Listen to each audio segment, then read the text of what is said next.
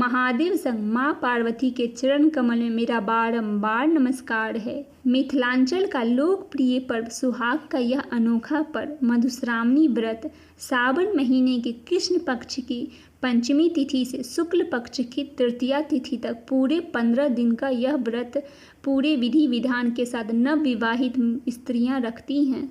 इस पर्व अथवा यह पूजा की अनोखी परंपरा सिर्फ मिथिला में ही देखने को मिलती है। मिथिलांचल का लोकप्रिय पर्व सुहाग का यह अनोखा पर्व मिथिलांचल में बहुत ही धूमधाम से मनाया जाता है।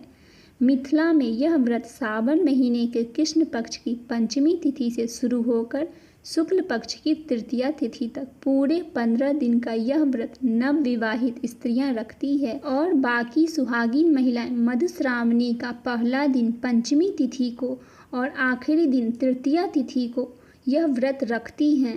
आइए जानते हैं इस साल मधुश्रावणी व्रत की शुरुआत कब हो रही है और कब इसकी समाप्ति हो रही है। मिथिला पंचांग के अनुसार इस साल 2024 में मधुश्रावणी व्रत सावन महीने के कृष्ण पक्ष की पंचमी तिथि दिन गुरुवार को शुरू होकर शुक्ल पक्ष की तृतीया तिथि दिन बुधवार तक रखी जाएगी। पूरे 15 दिन का यह व्रत मिथिला की नवविवाहित स्त्रियां अपने पति की लंबी आयु और अच्छे स्वास्थ्य के लिए पूरे विधि विधान के साथ मां गौरी और भोलेनाथ की पूजा करती हैं।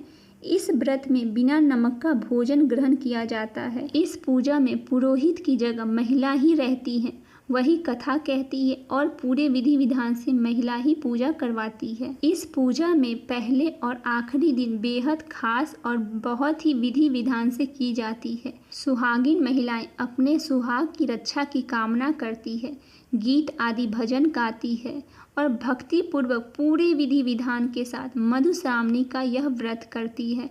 मधुश्रावणी के पूजा के दौरान हर एक दिन अलग अलग कथा कही जाती है।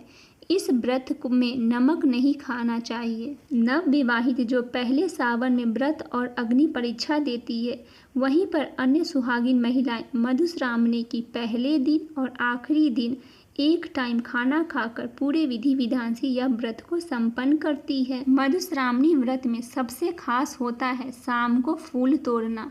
नवविवाहित महिलाएं शाम को 16 श्रृंगार कर हाथों में फूलों की डाली लेकर अपने सखियों के साथ गीत भजन करती हुई फूल तोड़ती है। फूलों में होता है मैनी के पत्ते, बांस के पत्ते, भांग, धतूरे, बेलपत्र, रंग बिरंगे फूल तोड़कर अपने फूल की डाली को सजाती है और वही फूल से सुबह मधुश्रावणी व्रत की पूजा होती है। इस व्रत में पूजा के स्थान पे सुंदर सा अहिपन बनाया जाता है और नाग नागिन की आकृति बनाई जाती है और सुंदर रंगों से वह सजाया जाता है। यह व्रत सबसे पहले माता पार्वती ने की थी। जन्म जन्म तक भगवान शिव को अपने पति के रूप में पाने के लिए माता पार्वती ने यह मधुश्रावणी का कठिन व्रत 15 दिनों तक किया था। मधुश्रावणी के व्रत में नाग नागिन देवता और विषहर देवता की पूजा होती है।